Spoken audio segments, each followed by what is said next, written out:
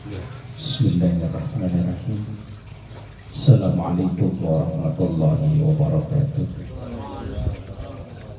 Bismillah walhamdulillah. Wassalatu wassalamu ala rasulillah Sayyidina wa maulana Muhammadin bin Abdullah wa ala alihi wa ashabihi wa man tabi'ahum bi ihsanin ila yaumil qiyamah. Subhanaka la ilma lana illa ma 'allamtana innaka antal alimul hakim. Rabbi shrah li sadri wa yassir li amri wahlul 'uqdatam min lisani yafqahu qawli waj'al li waziran min ahli. Amma ba'du. Ila hadratin Nabi Mustafa Muhammadin sallallahu alaihi wasallam wa ala alihi wa ashabihi wa zawjihi wa dzurriyyatihi wa ali baitihi al-kiram wa jami'i minal muslimina wal muslimat wal mu'minina wal mu'minat aina ma kanu, khususan alif hadzal kitab Syekh Ahmad Al-Hashimi. Al-Fatihah. A'udzu billahi minasy syaithanir rajim. Bismillahirrahmanirrahim. Alhamdulillahi rabbil alamin arrahmanir rahim maliki yaumiddin iyyaka na'budu wa iyyaka nasta'in ihdinas siratal mustaqim siratal ladzina an'amta 'alaihim ghairil maghdubi 'alaihim waladdallin.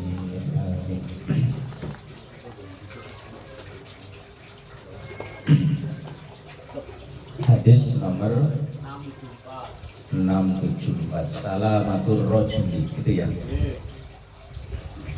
Bismillahirrahmanirrahim. Salamatur rajuli fil fitnati ayyal zama baitahu. Rawahu ad-Dailami an Abi Musa al-Ash'ari. Salamatur rajuli, keselamatan seseorang, fil fitnati, ketika terjadi fitnah. Ini bukan fitnah dalam bahasa Indonesia ya. Kalau fitnah dalam bahasa Indonesia itu kan kalau kita menuduh seseorang tanpa bukti. Tapi fitnah dalam hal ini bukan itu. Fitnah itu dalam hal ini itu musibah yang melanda banyak orang. Ya kayak COVID kemarin gitu. Itu disebut dengan fitnah. Atau mungkin peperangan yang nggak berkesudahan, atau kekeringan, paceklik, musibah yang berganti-ganti, lah itu yang disebut dengan fitnah. Salamatur rajuli, selamatnya seseorang, fil fitnati, di masa terjadinya fitnah, ayyal zama, untuk selalu berada baitahu, di rumahnya.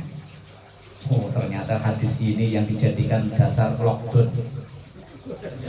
Kan? Ini kemarin lockdown itu kan suruh di rumah aja kan ya? Di rumah aja. Di rumah aja timbul balak baru. Lah, timbul fitnah baru di rumah melulu. Rumah melulu. Iya, ternyata ya ada dalilnya, ada hadisnya kok ya. Kalau terjadi balak yang berkelanjutan, fitnah itu dalam artian itu kayak COVID kemarin, ya selamatnya itu ayyal zama baitahu, kalau ia tidak keluar rumah. Yang dipakai alasan buat lockdown atau apalagi kemarin bahasanya apa sih kemarin bahasanya? Isolasi. Apa namanya kemarin bahasanya sih? Oh, susah amat sih bahasanya, yang gampang-gampang aja gampang. Itulah pokoknya lockdown dah gampangnya ya. Wes gak boleh ke rumah-rumah, sampai yang kerja disuruh di rumah. Tiap hari salah habis sarapan bingung ngapain lagi. Lontang lantung, nambah anak akhirnya. Bonus. Ternyata ada hadisnya, salamatur rajuli fil fitnati ayyal zama baitahu. Selamatnya seseorang ketika terjadi balak yang berkelanjutan, ya wes di rumah aja. Bismillahirrahmanirrahim. Sawu baina auladikum fil atiyah. Sawu, samaratakan, atau apa itu? Adillah. baina auladikum, di antara anak-anakmu, fil atiyah, dalam pemberian. Ini tentunya yang punya anak lebih dari satu ya. Adillah dalam memberi kepada anak, baik yang laki maupun yang perempuan, baik yang besar maupun yang kecil. Fil atiyah itu dalam pemberian, kita memberi. Nah, kenapa Islam kok warisnya beda-beda? Kalau dalam Islam itu kan laki-laki dapatnya 2 bagian dari perempuan, itu kalau warisan. Tapi kalau pemberian itu beda dengan warisan loh ya. Pemberian itu yang diberi oleh orang tua ketika orang tua itu masih ada, masih hidup. Ketika orang tua udah nggak ada, kemudian harta dibagi-bagi, itu baru disebut dengan warisan. Maka solusi untuk menghindari terjadinya perselisihan antar anak itu ya lebih baik dibagi saat orang tua masih ada.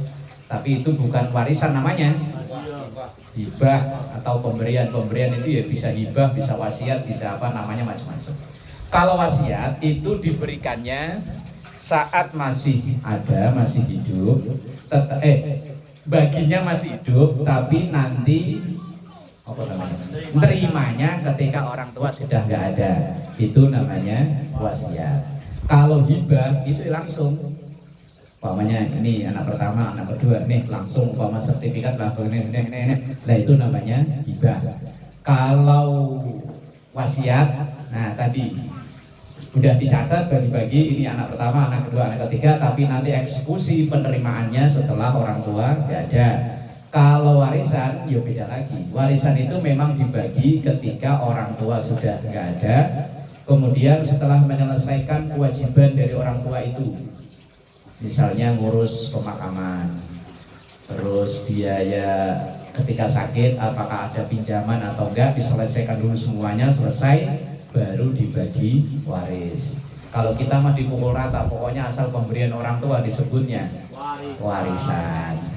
Ya kan dipukul rata, kan ambil gampangnya, padahal aslinya tidak seperti itu. Nah kalau pemberian rata, falau kuntu mufaddilan, falau maka seandainya kuntu saya itu mufaddilan, boleh melebihkan ahad dan ke salah satu anak, kata Rasulullah, laqaddaltu, maka sungguh akan aku lebihkan an-nisaa, anak perempuan. Kalau misalnya lelaki itu dibagi 100 meter, perempuannya yang dilebihin. Itu Rasulullah, kalau seandainya saya mau melebihkan, maka kelebihan itu diberikan ke anak perempuan. Tapi wong perintahnya Rasulullah suruh ratain, bagi rata. Itu namanya atiyah. Atiyah itu entah itu disebut hibah atau disebut dengan wasiat. Kalau wasiat itu terserah orang tua sebetulnya, asal enggak lebih dari 1/3 dari jumlah harta yang ada.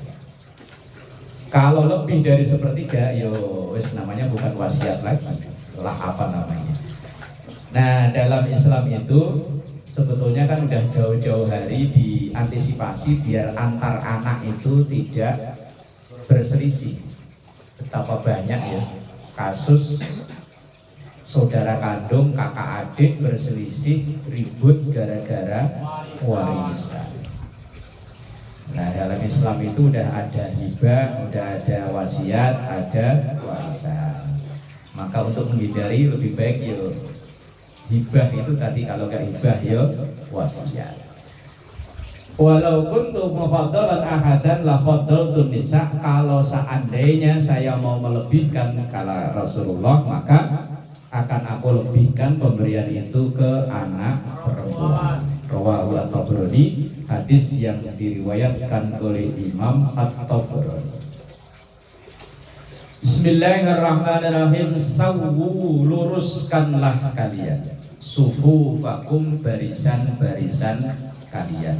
Sufuf, kalau satu baris namanya sof, kalau barisannya banyak sufuf. luruskan barisan.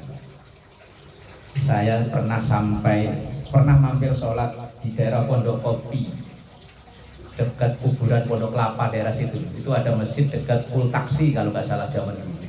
Itu sampai ada petugas ngelurusin soft. Saya ingat saya sholat maghrib, itu imamnya masih madep ke belakang sampai misalnya kayak marbot di sini misalnya Pak Nurdin gitu ya, sampai tangannya begini loh jalan. Kalau yang nggak lurus berarti ketabrak. Nanti begitu marbot udah nyampe belakang, angkat tangan, imamnya baru takbir. Itu saking ngamalin hadis ini. Lah kalau yang bangun ya gampang ayo, asal dulu kasih garis red. Tapi kadang ada loh orang yang pengennya agak maju dikit atau mundur dikit. Ada aja tuh. Yang kan aturannya udah dibikin, udah pokoknya kaki itu nginjek garis itu. Kalau karpet itu kadang ya ada motifnya lain ya. Aturan itu kan buat tanda bahwa baris kalau kaki nginjek itu ya lurus. Kadang ada orang yang pengennya maju agak dikit, kalau enggak munduran dikit. Tumitnya dilurusin. Nah, ini tumitnya kan sama loh. Nah, ini loh ya, mulai Pak Yukohan mulai Pak Yosef nggak ada wakilnya.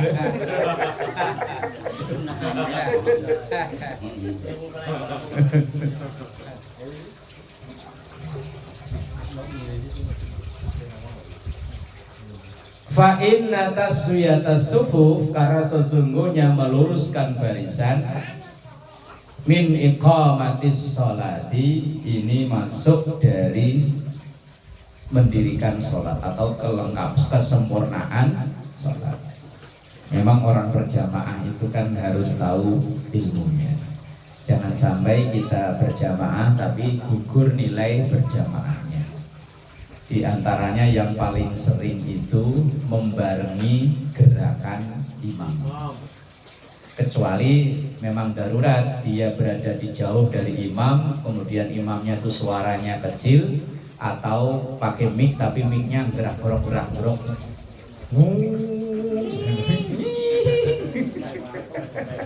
Nah, barengi gerakan imam itu bisa menggugurkan nilai berjamaah.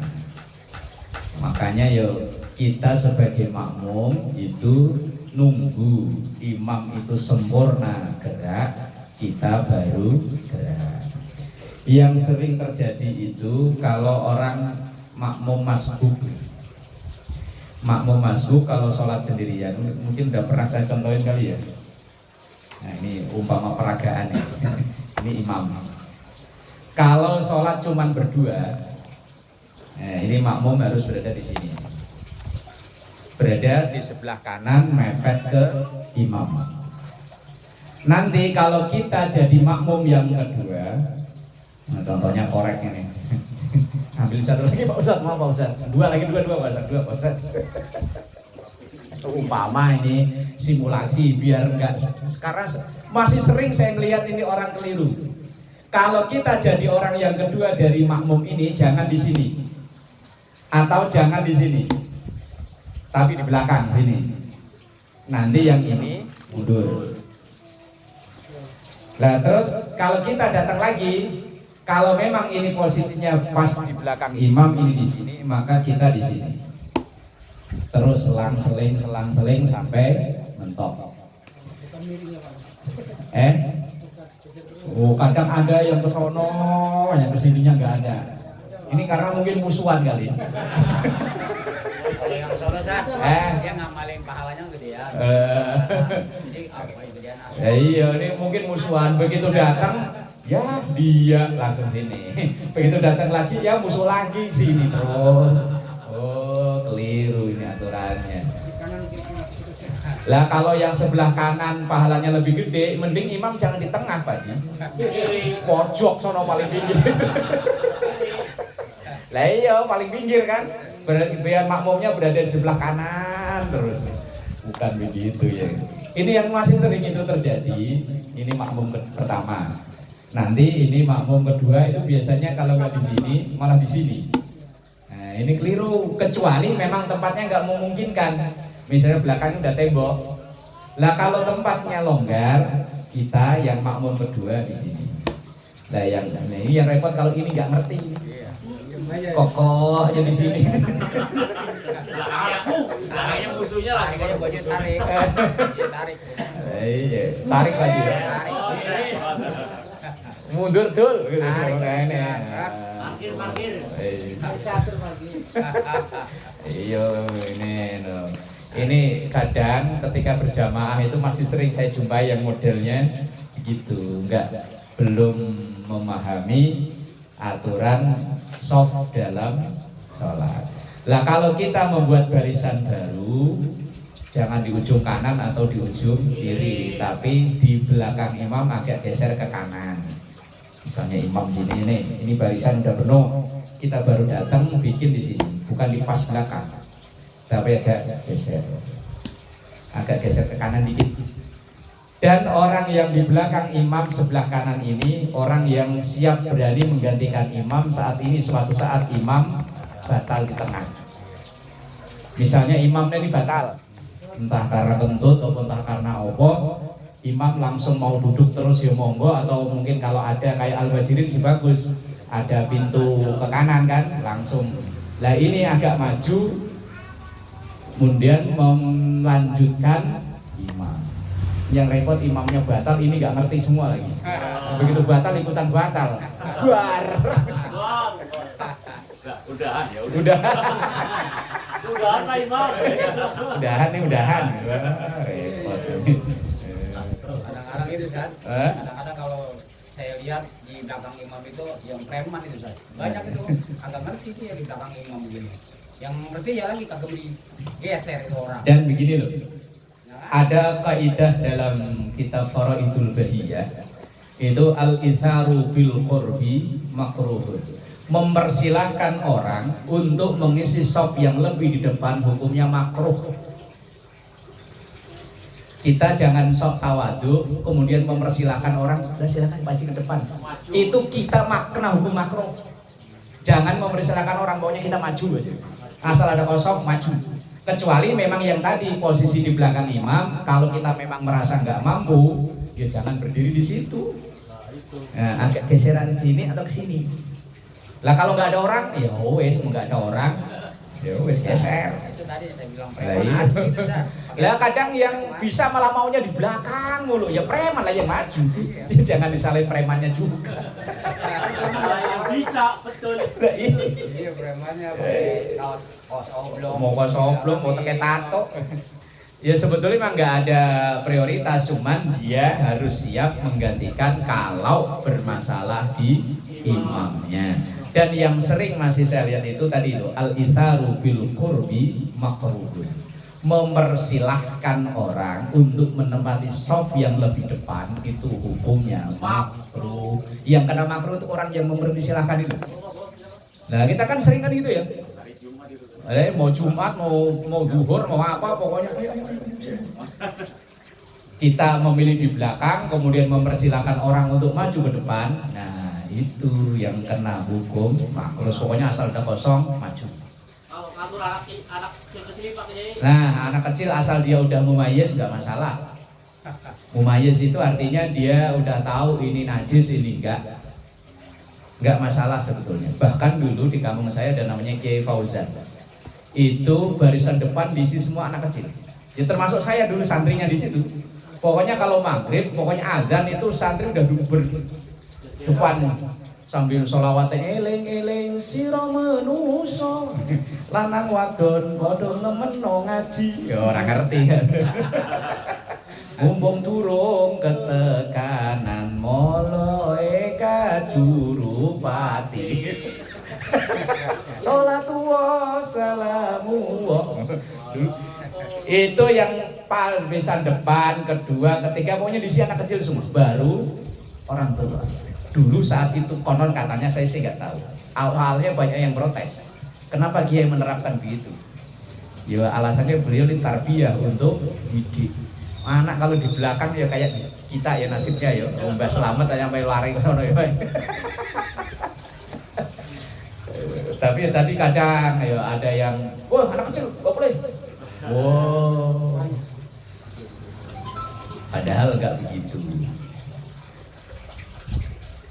Tapi ya memang sih kalau ngikutin fikih klasik barisan depan itu ya diisi orang yang siap ganti imam. Tapi ya tadi itu. Tapi seandainya ada bocah, ya biarin, jangan diusir. Wong tidak memutus ketersambungan shaf. Nah kalau memutus ketersambungan tiang bongkar. Al muhajirin itu tiangnya tengah itu. Kalau misalnya kita nggak ada tiang laser ya, pasti bener ya. Lah iya kalau memutuskan masjid-masjid dulu itu rata-rata tiang tengah itu banyak loh. Kecuali yang desain sekarang kan ya, kayak Harapan Mulia kan nggak ada tiang ya. Nah ini kalau yang desain lama pasti tengah itu tiang banyak banget. Lah iya.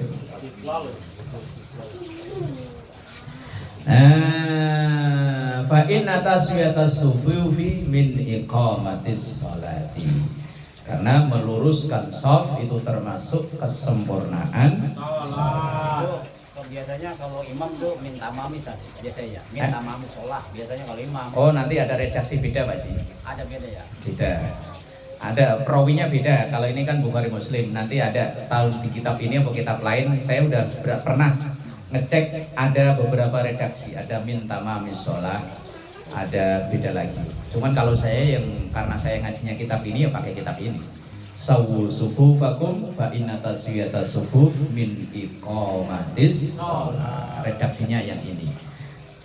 Tamam sama iqam kan hampir mirip artinya. Cuman biasanya kalau beda lafaz biasanya ya perawinya beda juga. Kalau ini riwayat Bukhari Muslim dari Anas bin Malik radhiyallahu anhu.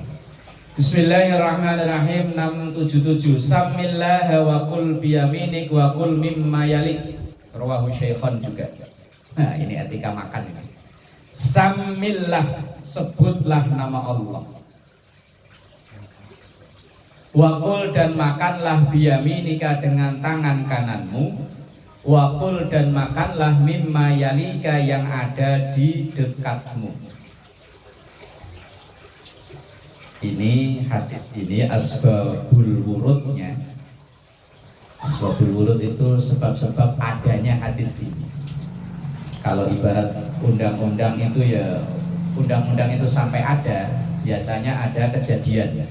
Ada kejadian kemudian baru ada undang-undang. Lah hadis ini itu berawal ketika kalau bahasa kita ya kayak selamatan gitu lah. Makan bareng-barengnya. Lah di situ ada bocah kecil yang namanya bocah ya. Mangan wis serikutan pakai tangan kiri makan mangan butuh yang sono lari sono, butuh yang sini lari sini. Ambil mangan, kadang dipakai tangan kiri. Lah begitu itu kemudian oleh Rasulullah bocah itu disuruh duduk ke bahasa kita rene. Wes samillah makanlah dengan menyebut nama Allah alias bismillah. Ini dipersoalkan sama orang-orang Wahabi. Orang membaca Bismillahirrahmanirrahim dengan redaksi lengkap itu katanya menyelisihi sunnah. Tidak sesuai dengan sunnah katanya. Isben gono sak seneng-senenge lah. Karena kata dia perintahnya cuma samillah, sebut nama Allah. Ya pokoknya cukup bismillah aja. Nggak perlu pakai Ar-Rahman Ar-Rahim kata dia. Ya wes, ya dia mau begitu ya biarin aja. Kalau kita nyebut nama Allah Bismillah ya lengkap. Redaksi Bismillah nyebutnya basmalah itu ya redaksinya ya Bismillahirrahmanirrahim. Bukan gitu. Bukan yang instan-instan kan? Yang instan-instan ya. Bukan. Dia pokoknya kalau nggak plek dengan hadisnya nggak mau. Omongnya doang, tapi begitu pelaksanaan kadang ya sami mawon. Kemarin itu saya dikirimi video, kemudian saya bikin di Facebook. Semua kencing suci. Itu kalau saya dekat orangnya, saya mau kencing saya siramin ke muka.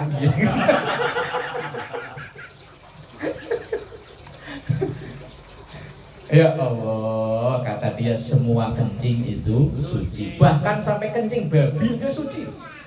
Padahal babinya najis bola doh, tapi kencingnya ya kok suci. Wis bola. Sak arepe kono lah ya. Samillah, sebutlah nama Allah. Wakul, dan makanlah biyaminika dengan tangan kananmu. Ini kita kalau tangan kanan tok ya nggak puas ya. Kalau makan gorengan kan kanan kiri ya. Nah, iya, lah kalau saya sih nggak megang cabai. Makan pisang. Ini ya. Apa dipindahin ke tangan dulu? Enggak ya? Langsung gini ya? Enggak ada pisangnya sih buat praktek ya.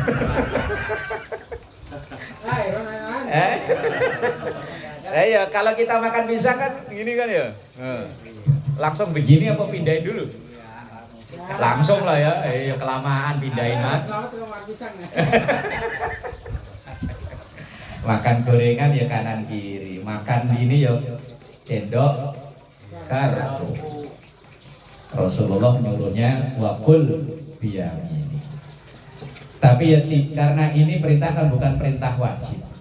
Tapi kalau mampu ya diikuti. Rasulullah kalau makan pakai 3 jari. Kalau ini mau menyesuaikan kondisi, makan 3 jari kan kalau makanannya kering, kurma. Lah kalau makannya bubur ayam, kok bisa pakai 3 jari? Ayo makan soto, makan seblak apa bisa ya Pak Mansur ya? 3 jari ya. Ya melonyok tangannya ya. Ya menyesuaikan kondisi, tapi kan tetap pakai tangan kanan. Kemudian wakul, dan makanlah mimma yalika, apa yang terdekat denganmu. Nah ini biasanya kan sering kita ya. Kebetulan yang di depan kita yang berhenti ini makanan yang enggak kita cocok Pak. Sebelah sono ada anggur. Cilek, anggur sini. Ya. Ya. Nyuruhnya Rasulullah pokoknya yang berhenti di depanmu itulah rezekimu. Ya wes wakul mimayalik, makanlah apa yang dekat. Ini kadang kita nggak puas sih ya. Orang yang naruh sengaja main nggak suka nih.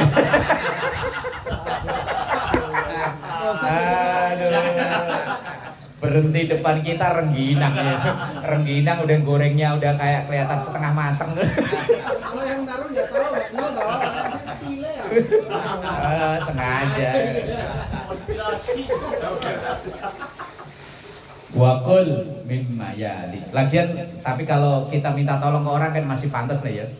Yang nggak pantas kan kalau kita jalan sendiri. Lah iya nggak pantas kan iya. Lah awalnya memang yang dinasihati dalam hadis ini itu anak-anak. Anak-anak karena tadi itu ada sono lari sono duduk. Makanlah dengan bismillah, kemudian pakai tangan kanan apa yang terdekat. Yang dinasihati anak-anak. Tapi kan yo tekstualnya anak-anak, konteksnya kan yo semuanya yo. Jangan mentang-mentang berlaku untuk anak tok ya enggak. Kadang kita enggak ada ya. Anak disuruh makan doa dulu. Giliran kita makan enggak doa. Tapi anak cerdas. Anak bapak enggak doa. Orang tuanya enggak mau kalah ya. Udah dalam hati. Padahal mah ya belum. Dalam hati. Ya Allah, ini ajaran Rasulullah Sallallahu Alaihi Wasallam. Wakul biyaminik. Kalau dalam teks dalam tafsirnya lifadlil yamini ala shimal, karena keutamaan tangan kanan dibanding dengan tangan kiri. Wa mukhalafatus syaitan, dan biar beda dengan setan. Fa innahu, karena sunah setan itu yakulu bishimalihi, makan dengan tangan kirinya. Berarti setan yang makan juga ya. Makanannya apa setan? Kalau pel ada dia jadi. Pel setan ada. Minuman juga ada, minuman setan. Nah, sekarang udah diminum orang, pelnya juga diminum orang, setannya ngambek kebagian.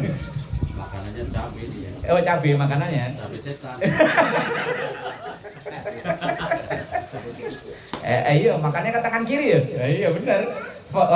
Wa innahu, karena semua setan itu yakulu, ia makan bishimalihi, dengan tangan kirinya. Lah kalau orang itu apa namanya yang kiri terus itu? Kidal. Kalau kidal gimana? Ya, kan, situasi. tapi kan bisa diajarin ya, kecuali dia punya tangan. Kalau orang tuanya ngajarin Bang. Iya, Kak, bisa diajarin. Jangan tangan kiri, tangan kanan pindahin. Kalau bisa. Saya pernah ngajar tapi kitab lain, kitab Riyadhus Shalihin. Itu memang ada hadis ini hampir mirip cuman beda. Kebetulan yang sebelah kiri saya ini tangan kanannya itu dulu pernah stroke. Jadi kalau buat megang ini nggak bisa. Nah begitu ngaji lagi bahas begini dia minum, kemudian ada jamaah, Pak Ji, kebetulan Pak Ji Matsani namanya, Pak Ji, kok minumnya pakai tangan kiri, kok barusan tangan kanan saya nggak bisa, buat megang ini nggak bisa buat megang, apa dulunya merasa stroke. Nah kalau itu namanya darurat, ad-darurat tubihul mahdurat. Ya kalau yang tadi apa namanya? Ideal kalau memang dikategorikan darurat ya wis, tapi kalau bisa dengan semampunya pakai tangan kanan ya tangan kanan. Wong tangan ini diciptakan ada tugas masing-masing ya. Tangan kanan ini tugasnya yang kelihatan baik-baik, tangan kiri ini yang kelihatan pokoknya urusan belakangan ya. Nah ini urusan belakangan, tapi kalau nggak ada ini lagi bermasalah ya kacau juga ya. Cuman kan tangan kanan juga tahu kalau habis tanda tangan terima duit beli jam tangan taruh di kiri biar nggak nyiri nih. Ini habis terima duit beli jam tangan beli cincin, wes taruh di kiri, udah kiri tenang aja, ntar kalau saya dapat duit saya beliin jam, tugasmu itu bagian beres-beres belakang. Nasihatnya Imam Ghazali kan begitu ya, kun kal yadain wala takun kal udhunain. Nasihatnya Imam Ghazali itu kun kal yadain, jadilah kalian itu seperti dua tangan, walaupun kerjanya beda, tugasnya beda tapi kompak. Tapi wala takun kal udhunain, tapi jangan seperti dua telinga. Kuping ini tinggalnya satu blok, satu RT tapi nggak pernah ketemu. Ini loh. Kan tinggalnya satu blok kan ya di Palak. Satu RT tapi nggak pernah ketemu.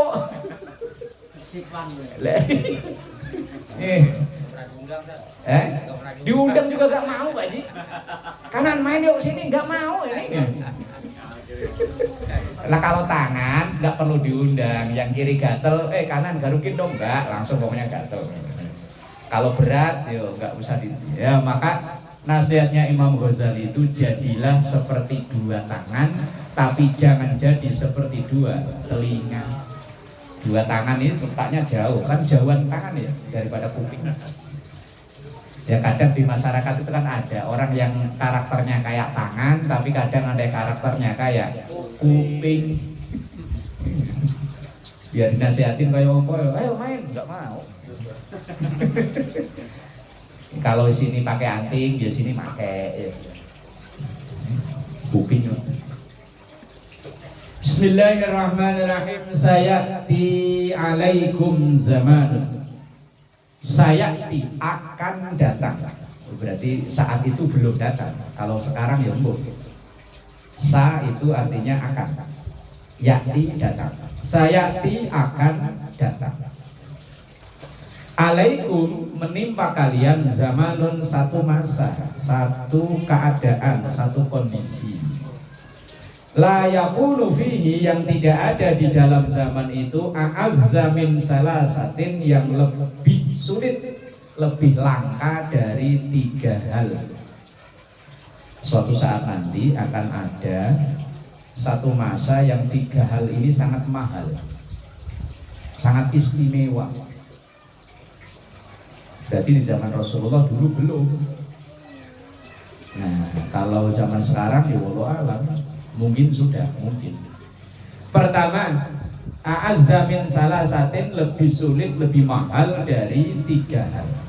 Yang pertama, dirhamin halalin, duit yang halal.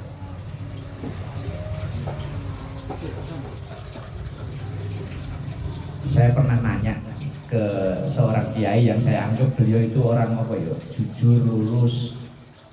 Saya tanya begini, Kiai, orang perkotaan kayak kita-kita ini, ada kemungkinan nggak yang dimakan itu 100% halal? Beliau bilang, jawab nggak ada.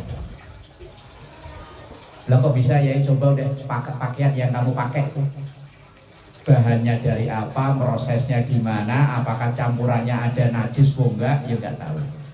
Terus makanan yang kita makan, rata-rata kita nggak ngolah sendiri, nggak nanam sendiri, beli daging, nyembelihnya di mana, prosesnya gimana, ya nggak tahu.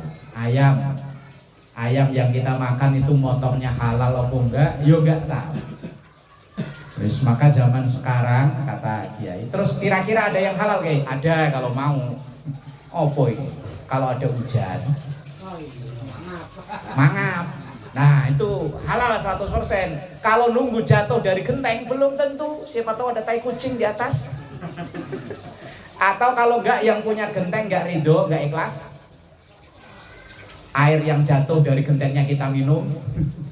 Lah terus, lah iya yang halal itu, yang lain enggak ada. Kecuali orang yang zaman dulu yang apa-apa ikannya miara sendiri, terus itunya nanam sendiri, yo kemungkinan halal. Tapi selain itu, yo yang kita makan hari-hari, segala fasilitas yang kita pakai sehari-hari itu duit dari mana, yo sumpuk. Wes pokoknya asal kita kayaknya kita kerja itu dapat hasil halal, ya wes kayaknya kan begitu ya. Tapi asal sumbernya dari mana, yo ya maka zaman akhir kata Rasulullah, yang mahal itu, yang susah itu dirhamin halalin, duit yang halal. Kadang duit yang kita kantongin ini loh, mungkin awalnya diciptakan suci gitu, dari kertas yang bersih. Cuman kadang, mohon maaf loh ya, duit yang kita pegang, siapa tahu habis ngelewatin tukang jualan daging babi, habis kelayani belum cuci langsung duitnya diterima, dikul-kul sama dia dikantongin, lah kemudian dia pulang beli rokok ke warung Pak Satang. Nah, lah iya kan ya. Lah, ya apa mungkin kita cek satu-satu kan nggak mungkin kan? Lah nggak tahu ya wes pokoknya kayaknya halal, anggapnya halal. Makanya ada omongan orang Jawa zaman dulu ya, wal kedual. Mbok sepatu, mbok sandal, mbok guling, mbok bantal, mbok kodok, mbok kadal, angker halal yo, angker kontal yo dianggap halal. Baji nggak ngerti baji. Ya wes lah ya. Zaman akhir yang paling mahal itu. Yang kedua, au ahin yusta'nasu bihi. Au ahin atau saudara yusta'nasu bihi yang welas asih terhadap saudaranya. Saudara yang sangat sayang banget sama saudaranya. Akhir zaman mungkin mulai sulit. Sahabat Ansor dan Muhajirin itu luar biasa rasa persaudaraannya, padahal bukan saudara kandung. Kalau zaman sekarang kayaknya nggak mungkin, bahkan mungkin dianggap agak gila kan? Sahabat Ansor itu dulu sebelum datangnya Islam, yang kaya raya kan bininya banyak. Kalau Islam datang kan membatasi, istri hanya boleh 4 maksimal. Baru Pak Mansur yang 3, yang lain berlaku-laku ya Pak Mansur ya. Iya. Nah ketika sahabat Muhajirin itu datang, yang istrinya nggak mau ikut hijrah kan ditinggalin, otomatis cerai. Atau ada mungkin yang memang belum nikah, atau mungkin ada yang sudah. Ketika nyampai di Madinah, itu yang istrinya lebih dari 1 sampai nawar-nawarin, Mas, sampai jomblo, mau saya cari istri, mau, saya punya di rumah ada 9. Umpama, ayo ke rumah saya yuk, milih dah. Wih, lah kalau zaman sekarang coba dianggap gila kan ya? Ini ditawar-tawarin gitu. PA. Nah, iya, tuh milih dah. Kalau cocok nanti saya ceraiin dah, kawinin ntar kalau udah masa iddah selesai. Itu sampai segitunya ya. Kalau zaman sekarang kan dianggap gila ya. Nah iya ya Gus Roy ya, pamannya kan Gus Roy di sini bujangan tuh. Gimana Gus Roy, saya di rumah ada 6 tuh. Iya, milih yang mana? Milih. Yang paling senior apa paling junior? Itu sampai segitunya loh persaudaraannya. Yang punya usaha ya begitu, yang punya harta ya begitu. Ibarat punya kontrakan gak disuruh kontrak. Tuh saya ada rumah 2, udah tempatin nikmatin. Itu di zaman Ansor dan Muhajirin. Ya kalau sekarang ya dianggap tadi orang stres ya, bini ditawar-tawarin. Yang kedua, au sunnatin yu'malu bihi, ayu malu biha, atau sunnah yang diamalkan. Kita itu kadang sunnah yang dianggap kenceng yang sesuai dengan pengenan ayo. Malam Jumat sunnah Rasul. Padahal saya nyari hadisnya belum nemu itu. Yang gaulin istri sunnah di malam Jumat itu belum nemu. Nah, padahal udah kadung terkenal ya. Sunnah Rasul.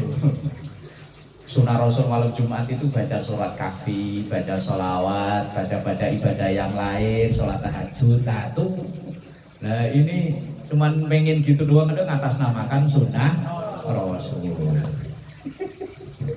Angel. Yang mengatakan itu tanggung jawab. Iya tanggung jawab. Nanti misalnya di akhirat ketemu sama Nabi, lu ngomong gitu kata siapa?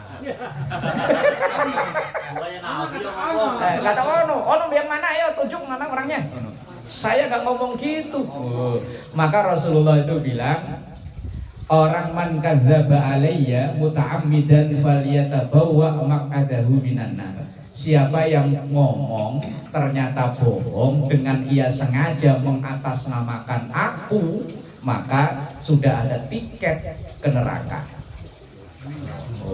Makanya jangan bilang ini hadisnya, wah belum tentu dicek. Oke, bener apa enggak?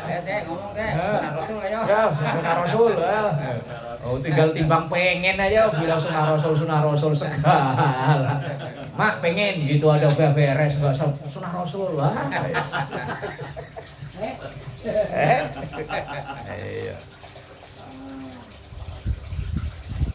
Pengen nambah aja alasan bilangnya sunnah Rasul ya.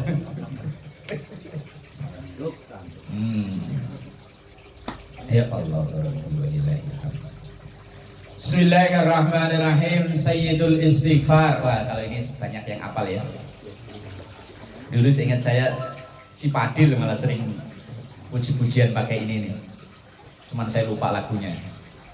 Padil, si Alif itu dulu sering. Sayyidul istighfar yang paling baik, yang paling istimewa karena tuannya, pimpinannya istighfar. Antakula, yaitu ketika engkau membaca Allahumma anta rabbi la ilaha illa anta khalaqtani wa ana abduka wa ana ala ahdika wa wa'dika mastata'tu a'udzu bika min syarri ma sana'tu abu'u laka bi ni'matika alayya wa abu'u laka bi dzambi faghfirli fa innahu la yaghfiru dzunuba illa anta. Ya anak-anak dulu di musola sering kok pakai baca ini, cuman lagunya nggak bisa. Gimana bisa baca? Dulu si Padil yang sering saya, pokoknya ya saya ingat saya itu Padil dia sering baca ini. Allahumma anta rabbi la ilaha illa anta yang bu ora iso lagunya. Iya saya ingat saya si Padil, pokoknya saya anak-anak dulu sering kadang habis zuhur, habis asar atau pokoknya nunggu komat pakai baca ini Sayyidul istighfar.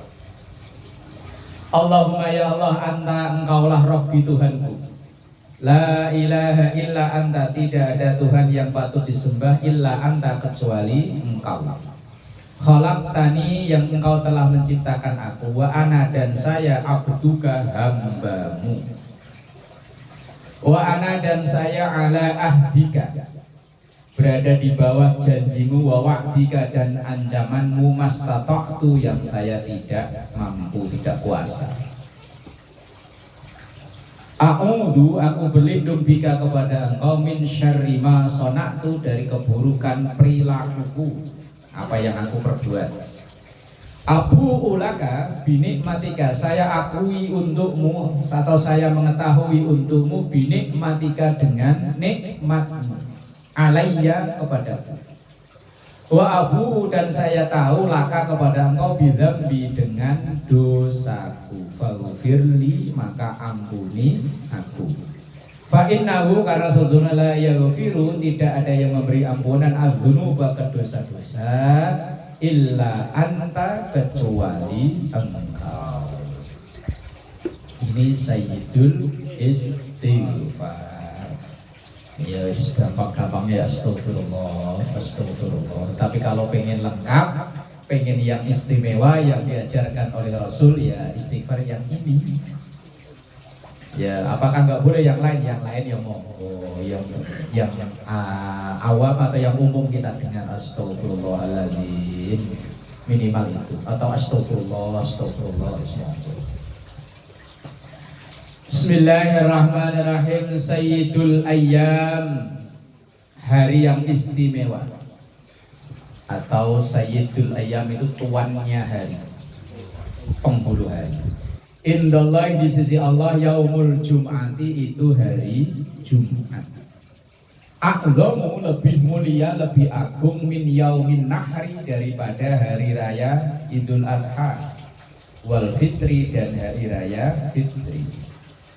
Ternyata Jumat itu lebih mulia daripada Idul Adha atau Idul Fitri. Tapi karena Jumat itu setiap seminggu sekali ada, jadi kayaknya ya biasa-biasa aja ya.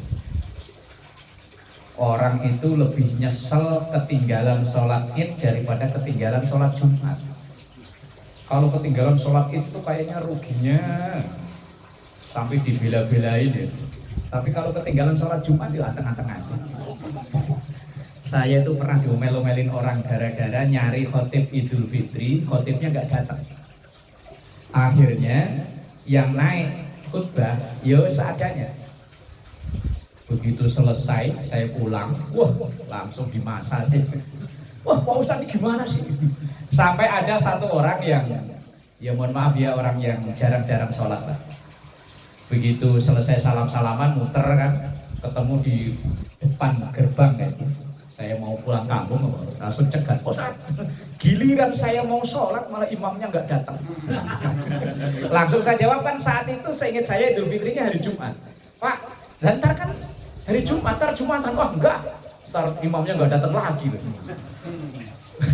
Berarti dia kan lebih nyesel ketinggalan Idul Fitri, padahal ya nggak bubar itu, ya hanya imam yang terjadwal nggak datang gitu aja. Umpama kayak di sini lah. Di sini mama ngundang siapa gitu nggak datang, akhirnya Pak Haji Ishak wes pokoknya sebunyi-bunyinya dia khotib, habis khotib yo ngimami, walaupun bisa tapi kalau nggak terbiasa lah yo dengkol gemeter ya Pak Haji. Alhamdulillah. Kemeringat.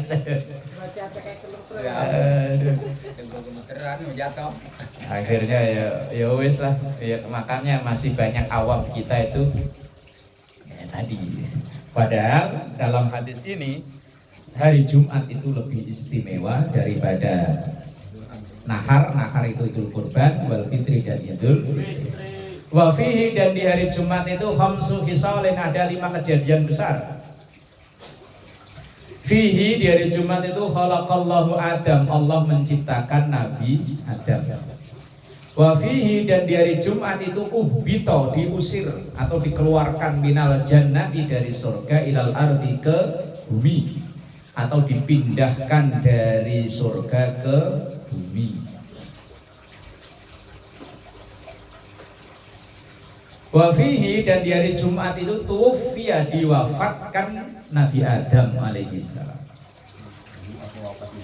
Wa fihi, dan di hari Jumat itu saatun, ada waktu, saat, waktu. La yas'alul abdu, tidak meminta seorang hamba, fiha, di dalam hari Jumat, Allah, kepada Allah, syai'an, apapun, illa, kecuali a'tahu iyahu, Allah akan mengabulkannya. Artinya di hari Jumat itu ada waktu yang dirahasiakan oleh Allah. Kalau orang meminta, berdoa pada hari itu, pada saat itu diijabah.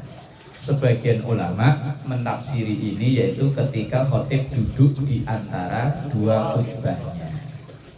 Maka yang khotib, kalau saya biasanya khutbah ya saya agak lamain, biar di situ kesempatan untuk berdoa.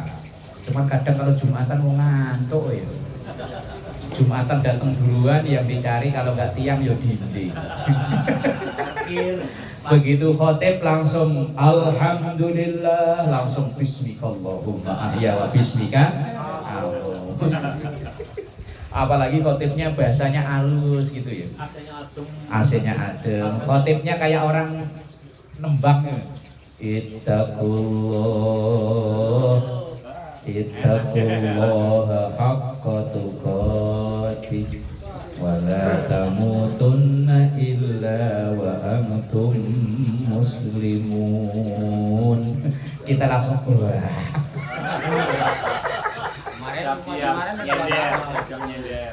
Kemarin kayak bahasa Arab terus, nggak ada latinnya. Ayo, wes pokoknya. Ya kayak bebek dengan ludu kan. Aku paham.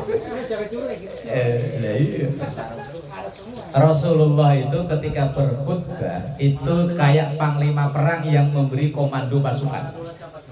Lah kalau panglima memberi komando pada pasukan kan masuk, ayo maju, nggak mungkin gitu ya. Terus, ayo maju, yang kanan. Kayak enggak lah. Ayo maju, kanan. Kan gitu kan ya. Masa tembak. Bahkan dalam riwayat hadis itu wajah beliau itu sampai kayak memerah gitu. Berarti kan yo semangat menggebu-gebu. Kalau khotbah kok gitu. Lah apalagi istirahat kerja ya, Mbah. Di KBN anginnya sriwing-sriwing, datang duluan dapet tiang nyender. Enakan di luar, di dalam mah. Enakan di luar kan anginnya sriwing-sriwing di luar mah. Pohon mangga kanan kiri langsung begini aja. Ntar paling kau teko mati sholat, yang bilang mas langsung kapan doa? Makanya mungkin memang waktu istimewa itu sulit mendapatkannya. Kadang udah mata udah melek-melekin, kadang yang pengennya merem. Belum saya kadang kalau datang agak cepat, biasanya kan baca kafi udah selesai, masih waktu agak lama kayak begini bentaran aja, merem. Orang ngira mah khusyuk kali ya. Setannya kuat kan? Setannya kuat. Wadah mau merem. Kalau dibuat nggak ngantuk ya. Malam yas'al isman, selama orang itu tidak meminta hal yang dosa, au qati atau rahimin, atau pemutusan silaturahim. Asal doanya itu bukan doa yang enggak baik. Doa enggak baik, ya Allah, moga-moga nanti pulang Jumatan saya pasang slot dapat. Oh, apa nih? Video. Widis, tahu saya dulu buat nyemprot yang karatan itu ya. Auqati atau rahimin, atau doa yang mendoakan orang lain supaya berantem. Wes itu doa jelek, nggak bakal dijabah oleh Allah. Doa supaya si itu sama si itu berantem. Oh. Wafi, dan di hari Jumat itu taqumu sa'ah, akan terjadi kiamat. Sekarang udah Selasa Pak Dio. Jadi sudah Rabu, Kamis, Jumat. 3 hari lagi kiamat. Gajiannya Sabtu, kiamatnya Jumat, ya nggak jadi gajian masa ini. Nah, wafihi taqumus sa'ah, dan hari Jumat itu terjadi kiamat. Tapi Jumatnya kapan yumbo? Kalau dulu katanya 12 ya. Lewat. Oh itu Shopee, oh iya iklan Shopee itu begitu. Dulu kan pernah ada yang ngeramal begitu kan? Iya. Nganu Mama Loren.